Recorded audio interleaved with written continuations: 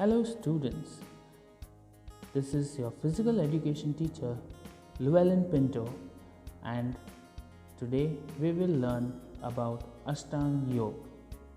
Ashtanga Yoga. The introduction. Yoga is an ancient knowledge or vidya gained through sages and saints of India.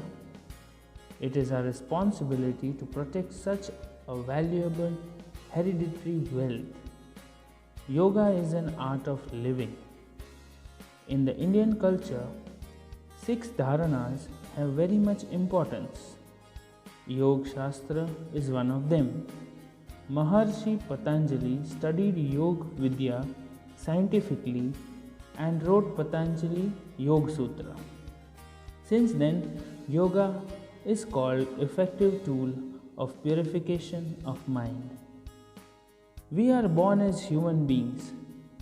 Do we know what is the specific objective of human life? What is the end target of our life? Generally, it is understood that the objective of human life is to get wealth, to raise up progeny, or to attain fame and reputation. But if we think of specific goal, it is emancipation from bindings, realization of God, of one's faith, or to achieve perfect eternal joy in life. There is a description of many ways to attain the determined aim in human life in Indian ancient Shastras. One among them is Yoga Darshan. In the terminology of yoga, many types of ways have been shown: Karma Yoga, Bhakti Yoga, Jnana Yoga, Hatha Yoga, and Ashtanga Yoga. The method and directions of each way may be different, but the end target of all of them is the same. Indian culture is very vast, and hence everyone gets the way according to one's convenience. Everyone can choose the suitable way according to one's variety of likings and individual ability. Traditional clarification of yoga has been done differently through ancient books like Hatha Yoga, Pradipika, Karan Samhita, Shiv Samhita, and Patanjali Yoga Sutra. But if it is considered through clear scientific point of the modern science, Ashtanga Yoga, as shown by Maharshi Patanjali, is very brilliant vidya for today's man. In Patanjali's Yoga Sutra, Maharshi Patanjali has shown 8 angas of yoga, which can be understood easily, and accordingly, yoga is known as Ashtanga Yoga. It is known as Ashtanga Yoga as it contains a collection of different 8 angas. The said 8 angas are shown below. External yoga, known as Bahirang Yoga. Maharshi Patanjali has described Ashtanga Yoga from 29th Sutra of Sadhanpad to 3rd Sutra of Vibhutipad, in which first 5 angas are called as Bahirang Yoga, while the rest 3 angas are known as internal yoga. 5 angas included in Bahirang Yoga are Yam, Niyam, Asan, Pranayam, Pratyahar. Many yogacharyas describe Pratyahar as Ashtanga Yoga. First 4 angas, Yam, Niyam, Asan, and Pranayam, relate to external actions of the body. So it is called Bahirang Yoga. The last 3 angas, Dharana, Dhyan, and Samadhi, relate only to the soul. Hence, it is called internal yoga. Pratyahar relates to both the actions outside the body and the soul. Hence, in the beginning, Pratyahar is an external yoga, but it results in an internal yoga while practicing. Now we will study all the 5 angas including in Bahirang Yoga, viz. Yam, Niyam, asana, pranayam and pratyahar. Maharshi Patanjali has given a sutra in the terminology of Ashtanga Yoga as follows. Yam Niyam Asana, Pranayam, Pratyahar Dharana, Dhyan, Samadhiyodhya Ashtanga. Yama Niyam, Asana, Pranayam, Pratyahar, Dharana, Dhyan, meditation and Samadhi are 8 angas of yoga. Meaning, Yam, the first one, second one, Niyam, third one, Asana, fourth one, Pranayam, fifth one, Pratyahar, sixth is Dharana, seventh is Dhyan, and 8 is Samadhi. So all these 8 angas of Yoga Sutra are mentioned in the figure. If we think in general terminology, yoga is a well-arranged scientific method of long life given by the ancient sages. Ashtanga Yoga, as given by Maharishi Patanjali, is the master key to develop internal abilities of the individual personality. This holy scientific method develops personality. Thereby human improvement is possible. Maharshi Patanjali has shown a path to get the end achievements through a sequential way by emancipating man from total bondage. In Yoga Darshan, many experiences physical means bodily steadiness, mental peace, intellectual maturity and spiritual joy through Ashtanga Yoga for development of the human body, mind and internal consciousness, that is Chetana. The 8 angas of yoga are interconnected. According to Ashtanga Yoga, all the 8 angas are complementary to one another. So that's why you can see, you could see in the figure that the human body is in the center and all the yoga sutras like Yam, the Ashtanga Yoga, the Yam, Niyam, Asana, Pranayam, Pratyahar, Dharana, Dhyan and Samadhi. So the body is surrounded with all these 8 angas. So it is a complementary one and it is interconnected. Now Yama. Yama is the first step of Ashtanga Yoga. Maharshi Patanjali has described in all 5 types of Yama as follows. To attain control over senses and mind in the motive of Yama. So first is non-violence, second is truth, third is non-stealing, fourth is brahmacharya, known as celibacy, and fifth is non-possession. First is non-violence. Generally not to hurt others or oneself is called non-violence. Violence in the yoga terminology has been through of as materially and minutely. Non-violence means not to cause any pain and unhappiness bodily, means physically, through speech, and mentally to any life. Bodily means not to cause physical pain, and through speech means not to hurt through bitter words, and mentally means not to wish bad or evil of others. By practicing such non-violence, we can progress speedily in the path of yoga. According to Maharshi Patanjali, a person coming in contact with such a person practicing such type of non-violence gets relieved from enmity and feeling of hatred. So this is the first step, which is non-violence, which makes your mind positive, your behavior positive, and your even surroundings positive. In Shastras, Ahimsa Paramo Dharma, non-violence is the greatest religion. It vanishes evil like attachment, temptations, anger, greed, etc.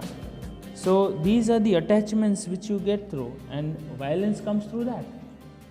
So if you are away from all these attachments, then you will not have a problem of anger, you will not have a problem of greed. And Ahimsa Paramo Dharma, non-violence, even Gandhiji followed the same way of non-violence. In Bhagavad Gita, non-violence is meant as to change into or become devoid of enmity and hatred, to relieve oneself, to not hate anyone. And that doesn't come overnight, it has to be practiced. The objective of work is equally important. So, the objective of work also is equally important. To cause unhappiness to an innocent person for own self-interest is violence. To kill any life of nature is violence.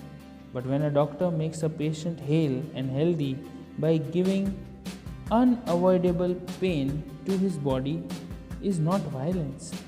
It is essential to practice non-violence by mind, speech and actions. So not only physical we are talking about, but also mental. So non-violence is not even by deeds, but even by words. So we have to practice non-violence in both the ways.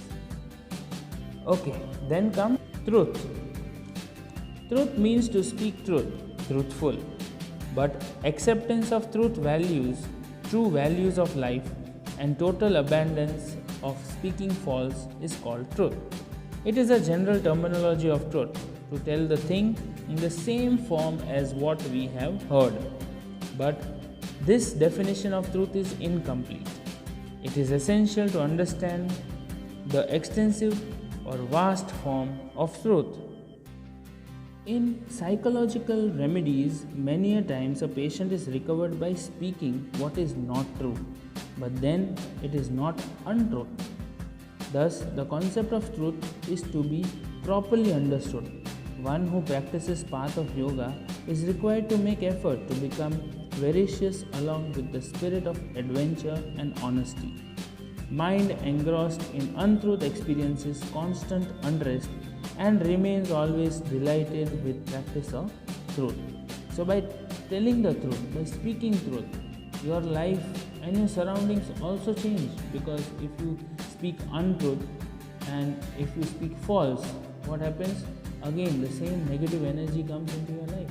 So it is good to speak truth and remain truthful, maybe to your work, maybe to your colleagues, to your parents, to your brothers, to your sisters. So, but in a true way. So it is also the same way over here, not by actions but truthful in your ways, in your speaking and everything. Then comes non-stealing.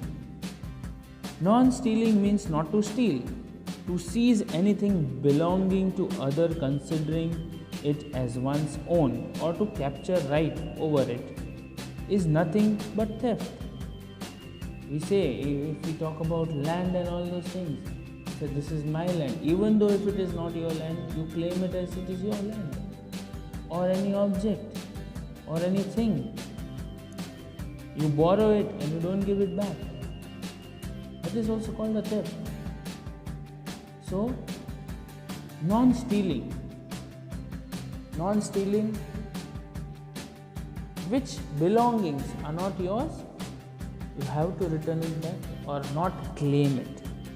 Okay, so that is also a very important thing, non-stealing. The meaning of non-stealing should be thought of in minute form and not in material form. Stealing of one's duty is the biggest latent stealing.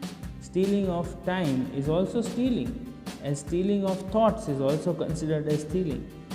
To take away somebody's thing without asking for it is also one type of stealing. Thus, one who desires to progress on the path of yoga should protect oneself from stealing. Thoughts, deeds, words, everything. So everything is included, not only material things. Then comes brahmacharya. Brahmacharya means no contact with woman as is understood generally. But the meaning of brahmacharya is very vast. Practicing Brahma is essential conduct for attaining Brahma. Brahmacharya means control of senses. Each and every sense should be used in limit and judicial. If body is in control but not the mind, then also it is of no meaning.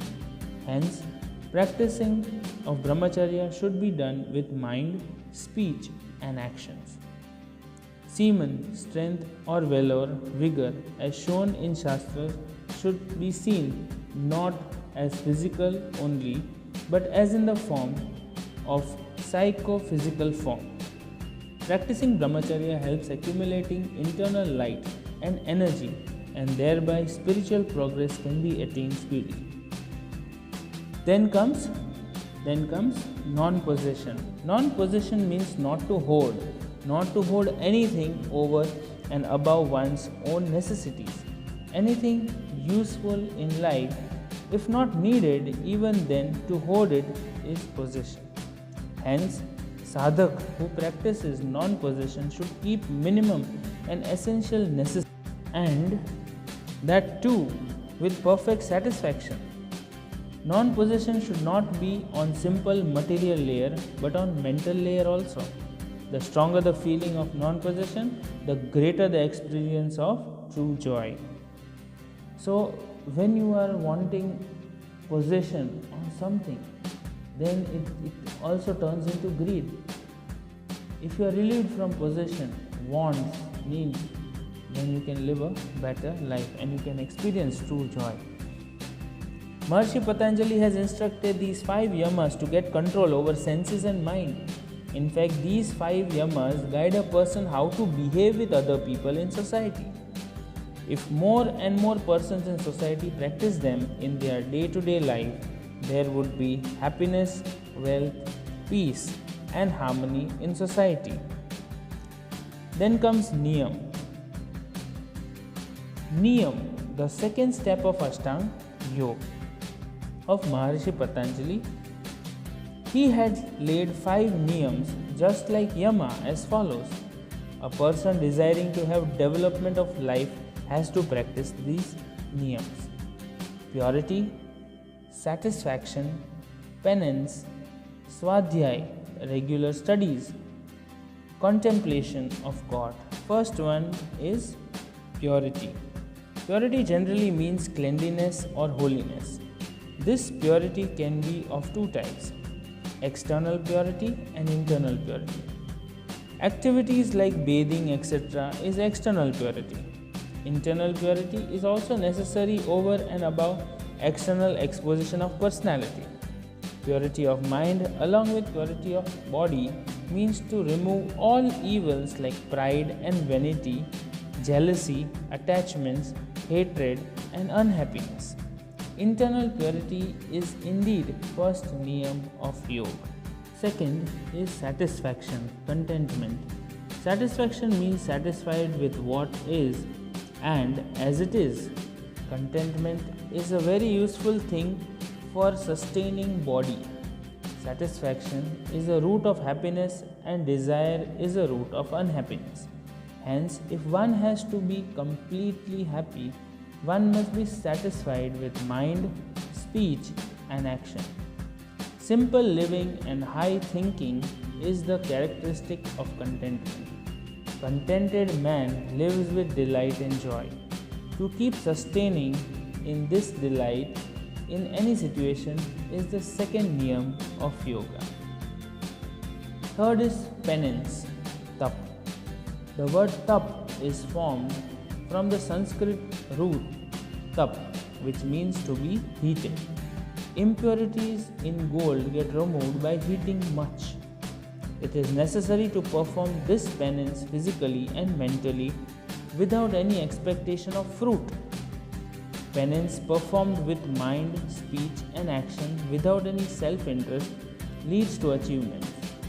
One meaning of penance is to labor physically and mentally for achievement of high aims determined in life by us. In present times, this meaning seems more proper. Swadhyay means study, self-learning. So, Swadhyay means self-learning, learning of one's own life so that one can recognize oneself is called Swadhyay. It can be understood in 3 ways. First, reading of Vedas, Shastras, contemplation of the subject read. Not only that, japa of God's name means to recite God's name, To observe one's nature and antakaran is also the very Swadhyay. Swadhyay makes mind introvert. Swadhyay is the fourth niyam for progress in yoga. Then comes contemplation of God. Contemplation means to contemplate. Contemplation of God means to contemplate God. But according to yoga, contemplation of God means surrender to God completely. Moreover, whatever the fruit or the desired things achieved should be offered to feet, charana of God. Faith in God makes practice of yoga, yoga abhyas, easy. It helps achieving liberation. Thus, contemplation of God means to accept complete surrender. Then comes importance of yoga, yama, niyam. In today's complicated times, it is very difficult to observe yam niyam, but it is not that impossible through gradual sequential study, means abhyas. Internal character of a person develops through yama and niyam. True darshan, seeing of merits and demerits in a person, can be known through yama and niyam. The end target of yoga is happiness and peace or completeness. Hence, a person is required to practice yam and niyam by mind, speech, and action in his behavior and conduct. That is the basis of Ashtanga Yoga. Sadhaka can proceed further through these first two steps. By observing 5 yamas and 5 niyamas, the person becomes mature for the further steps of yoga, like asana and pranayama. Practice of yama creates the best social environment, while personal qualities blossom through niyama. So, the basic practice, like you come to school early in the morning, sit for the assembly, for the prayer. So, it keeps your mind steady. You directly don't jump to asanas. You have to make your mind and body stable to go to the next step, which is asana. So, this is a very slow and effective process. Then comes asana. Now, Maharishi Patanjali has shown asana as the third step in yoga. So, students, now you can understand that to reach this very step of asana, you have to go through the first two steps of yam and niyam. You have to cleanse yourself physically and mentally by doing yam and niyam. After that, you enter the second step, the third step, that is asana. Now, Maharishi Patanjali has shown asana as the third step in yoga. Asana is a Sanskrit word. The base is the root, astra. Its general meaning is seat, to sit or to attain some specific type of position, but its true meaning does not reveal through the meaning of the word only. Maharshi Patanjali explained the specific terminology of asana and described it as Sthir Sukham Asanam. Asana means comfortable position with stillness, stability. Maharshi Patanjali has said that there is no unsteadiness in that position of the body, and comfortable position with stability means asana. This steadiness and comfortable position should be in both body and mind. That's why Maharishi Patanjali has made the first two steps which you have to go through, that is yam and then niyam. After that, your body becomes calm, positive in thoughts, physically, mentally, and then you enter the phase of asana, where you are now stable enough to sit in a particular position. And the old Maharshis, the sages, all of them who practiced yoga went through a process. They just did not follow yoga anyhow. It was a step-by-step process which they did. And to reach the asana, the position of asana, the third, they followed all these steps. First they practiced yam, the 5 steps of yam, and then niyam. They made it a rule, niyam. So after that, they reached the third step is asana. So now you can see how Maharishi Patanjali has made these steps. These steps are very valuable, very important to follow. Maharishi Patanjali did not talk of performing asanas with bodily exertion. Control of body with physical and mental steadiness without bodily exertion for a long time is the basic requirement of asana. So as you know, children, that what Maharishi Patanjali is telling over here, performing asana, yes, but not with bodily exertion, but with control and steadiness of the body. Generally, if we try to sit peacefully in one position, our body is not able to sit even for a short time. So, if you would try to sit in one position for a long term, for a long time, you would not be able to sit. Your body is not used to it. And that also sitting peacefully, it's not possible. Children, that is very hard. So, it is not able to sit even for a short time. That we can see in is material body. What we call our body as ours does not remain in our control for more time. Our body creates our existence. Even then, to what extent it remains in our control is known through direct experience of practice of asanas. At the time of practice of asanas, initial some trouble, stress and physical exertion are experienced, but gradually steadiness and peace are experienced through asanas. Even in hard and unfavorable situation, through Yoga Sutra of Maharishi Patanjali, reality of asanas and experience of the vast darshan can be understood. In the modern times, labor is decreased in life. Man running after physical amenities and comfort loses day by day physical and mental health. Then this third step of Ashtanga Yoga, as shown by Maharishi Patanjali, is invaluable. Then comes types of asanas. So you see how Maharishi Patanjali has bifurcated all his 8 angas.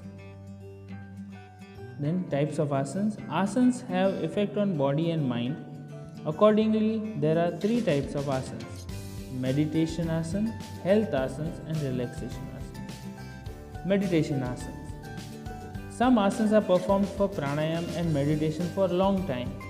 These asanas are done with steadiness and happiness without fatigue without muscle strain or physical strain on the body. They are called meditation asanas. Mind becomes calm and quiet. Mental unsteadiness and stress decreases. The main symbol of meditation asana is pyramid. Its main aim is spiritual upliftment. They are mainly Padmasana, Vajrasana, Bhadrasana and Swastikasana. Then comes health asanas. Health asanas in culture. The main objective of these asanas is to promote health and hygiene. Most of the asanas are included in this type. In these asanas, the spine and internal organs of stomach are given more importance. The spine gives support to body, and to sustain its flexibility for a long time, these asanas are inevitable. This includes mainly Uttanpadasana, Bhujangasana, Halasana, Dhanurasana, Gaumukhasana, Pavanmuktasana. Then comes relaxation asanas. These asanas relieve physical and mental fatigue, providing a condition of complete laxity. Such asanas are called relaxation asanas. Especially these asanas are performed in between 2 health asanas. This removes physical stress and fatigue produced due to the asana done before. These relaxation asanas, when done in the beginning or in between while practicing asana, can make the body free of stress. The main among them is Shavasana, in the sleeping position on the back. Moreover, Makrasana, Balakasana, etc. are also included in them. Then comes the complementary asanas. It is necessary to practice complementary asanas before or after any asana done. It brings balance in arterial system and glands. Gradually, through practice of both physical, pranic or psychophysical completeness are achieved. Complementary asanas are Sarvangasana, Matsyasana, Halasana, Supta Vajrasana. Third is Bhujangasana, Shalabhasana or Paschimottanasana, Paschimottanasana, Ustrasana. Asana is to be performed on both left and right sides are complementary to one another. It removes obstruction to practice. Keeping in view the condition of the body, asanas are of the following types. Asana to be performed in sleeping on the back position: Uttanpadasana, Pavan Muktasana, Halasana, Matsyasana. Second one, asana to be performed in the position sleeping on the stomach, sleeping inverted, sleeping on the chest: Bhujangasana, Shalabhasana, Dhanurasana. Third one, asana to be performed in sitting position: Padmasana, Gaumukhasana, Sukhasana, Vajrasana.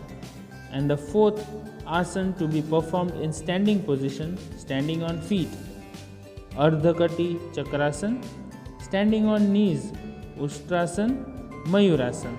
Pranayama. Pranayama is the fourth and very important anga step in Ashtanga Yoga. Pranayama means ayam of prana. Pranayama is a word made by joining two words, prana plus ayam is equal to pranayama. Prana means breath and ayam means to prolong it, or ayam also means control. According to Yoga Darshan of Maharshi Patanjali, pranayam tells to control speed of prana along with its prolongation. According to Yoga Darshan of Maharshi Patanjali, the definition of pranayam is as follows. Pranayam means to interpret the speed of breathing in and out. Materially, prana means process of breathing in and breathing out, and interruption means to control its speed specially. That is, the process of breathing in and breathing out is detained according to one's desire, and one has authority over breathing. It is the original form of pranayam. Pranayam is considered the greatest penance, param tap, in Shastras. Pranayamah param tapah. Pranayam is called Atma of Yoga. In view of Yoga Shastra, breath is a bridge joining mind and body. Mind is reached through breath. Hence, the process of pranayam is very essential for purification of mind. It is said in Hatha Yoga, Pradipika, Chale Vate, Chale Chitte, Nischale, Nischale Bhavati. According to Hatha Yoga, Pradipika, the definition of pranayam is as follows. Pavano badhyate yena mastyate nevaha badhyate. One who has bound breathing has bound mind also. It is said in ancient Shastras that one who has known life, Tattva, has also known Vedas. It is shown in Vedanta Sutra. Breathing in and out is called Brahma. In every Shastra, prana and pranayam have been given the highest place. Chale vate, chale chitte, nischale, nischale bhavate. When breathing is unsteady, mind is also unsteady. And when speed of breath becomes steady, mind also becomes steady. Man gets his need of prana through breath. For life element residing in Brahman and getting control over that prana. Tattva through pranayam. Body can be built up more and more strong. It is required to get control over energy produced in body and over moving of prana flowing in body, and how to use it is shown through pranayama. In short, pranayama is a process of controlling mind, the never failing Ramabana medicine, as bringing pranas in self control lovingly means pranayama. Form of pranayama. Pranayama can be distributed in three parts stage wise.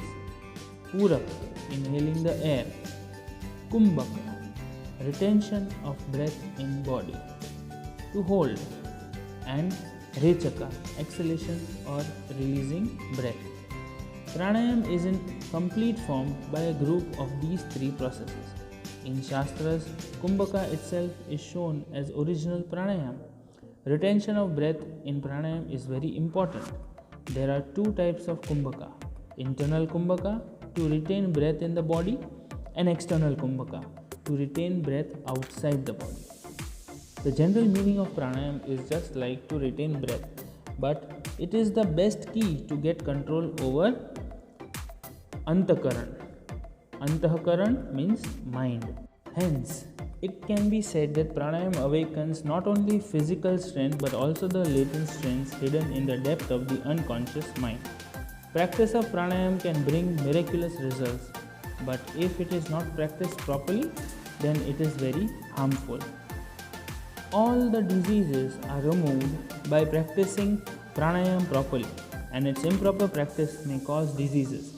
There is also a mention in ancient Shastras that a lion can also be controlled through pranayama, but its wrong practice without any skill is just like riding on a mad elephant.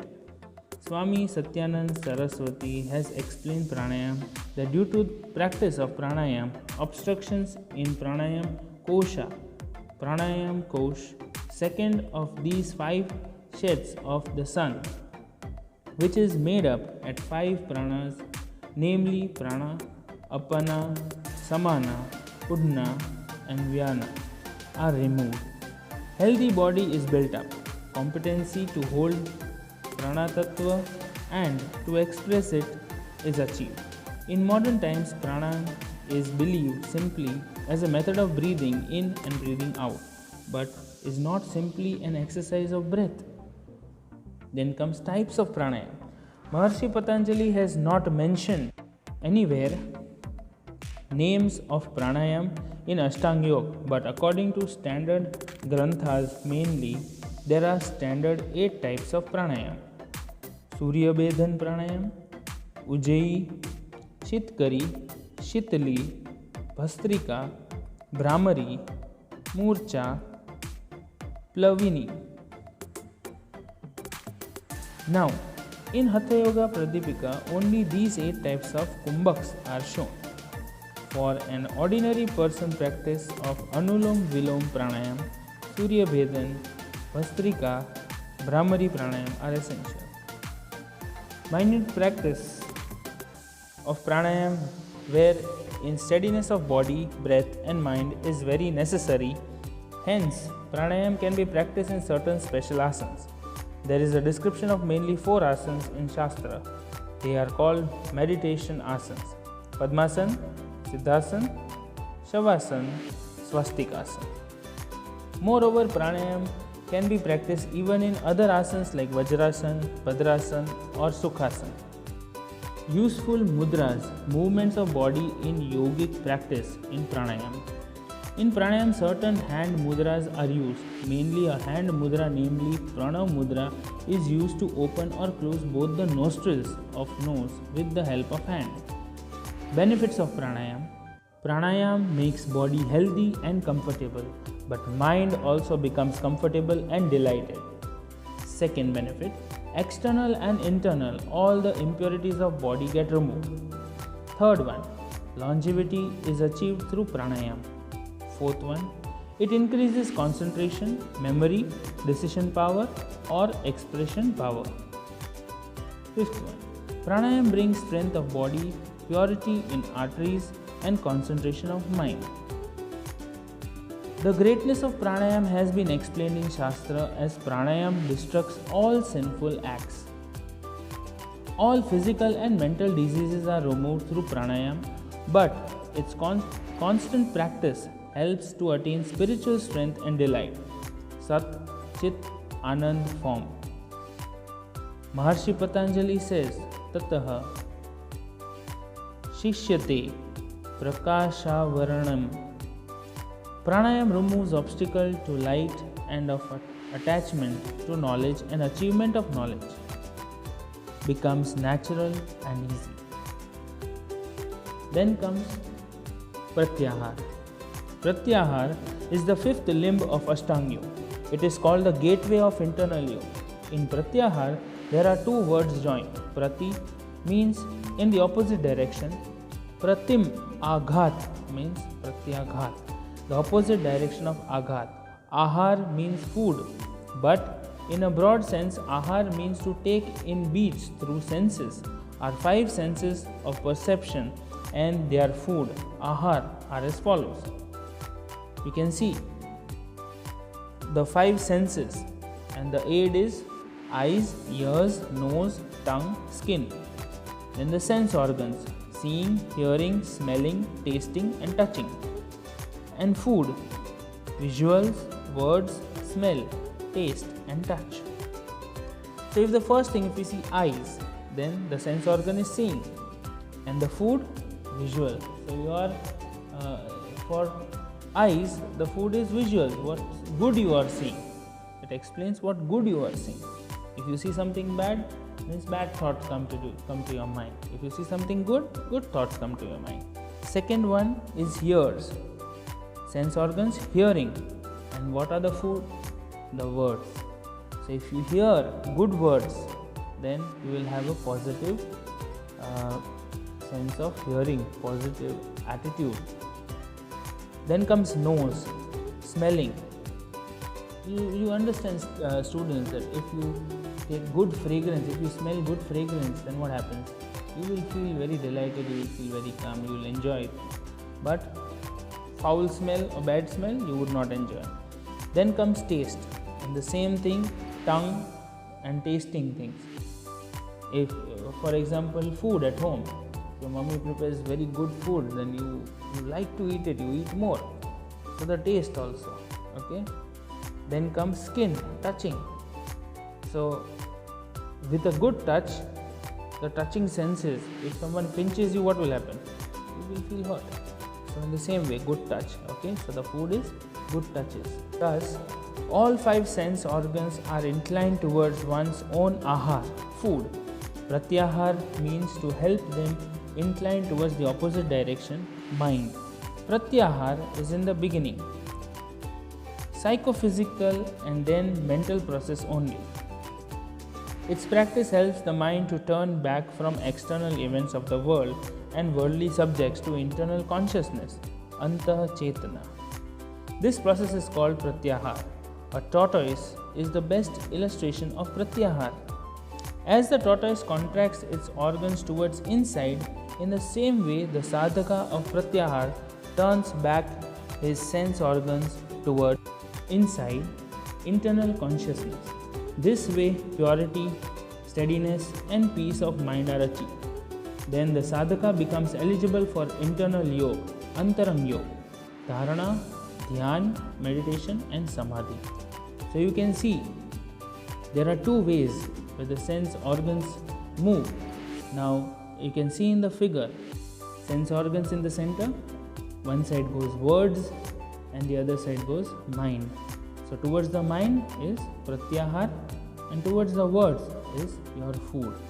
So the good things which you take in, which you see, which you hear, so these are all good things. This is your food, okay.